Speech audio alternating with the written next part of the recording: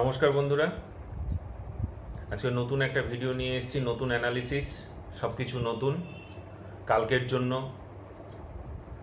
আজকে যদি Nifty fifty movement দেখা যায়, তবে দেখা যাবে যে নিফটি ফিফটি হায়ার হাই বানিয়ে বানিয়ে আস্তে আস্তে ওপরের দিকে উঠেছে এবং প্রায় 100+ পয়েন্ট নিফটি ফিফটি একটা সময়ে পজিটিভ ছিল, কিন্তু লাস্টের দিকে নিফটি ফিফটি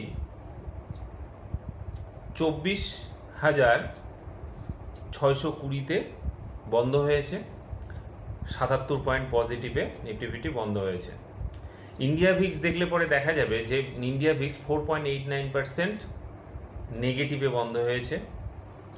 এটা হওয়ারই কথা, কারণ এর আগের দিন ভিডিওতে আমি বলেছিলাম যে আরবিআই এর যে মনিটারি পলিসি, তার মিটিং কিন্তু আজকে থেকে শুরু হয়েছে। 2 দিন মিটিংটা চলবে এবং শুক্রবার দিন মানে 6 তারিখে এর আউটকাম বেরোবে যে রেপো রেট সেখানে কাট হবে কি না। মার্কেট এ যারা ইনভলভ আছে তারা ভাবছে 25 বেসিস পয়েন্ট রেট কাট হওয়ার কথা। যদি তার থেকে বেশি রেট কাট করে দেয় তাহলে কিন্তু মার্কেটে কিন্তু একটা পজিটিভ মুভমেন্ট হবে।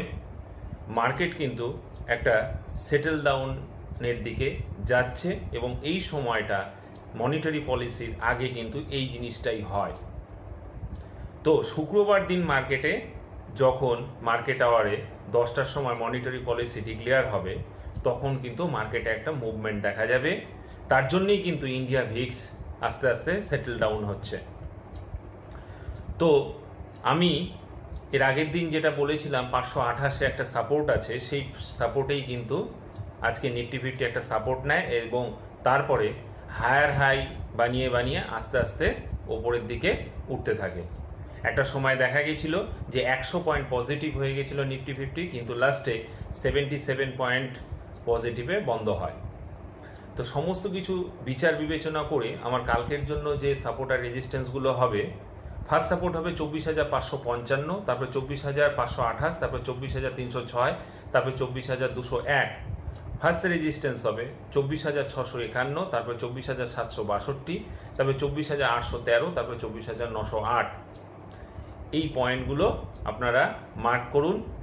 মার্ক করে কালকে মার্কেটে পার্টিসিপেট করুন। আমার যে সাপোর্ট আর রেজিস্ট্যান্সগুলো মার্কেট কিন্তু খুব সুন্দর মেনে চলে। 10-15 পয়েন্ট ওপর নিচে স্টপ লস লাগিয়ে যদি রেজিস্ট্যান্স থাকে তাহলে 15 পয়েন্ট ওপরে, আর যদি সাপোর্ট থাকে 15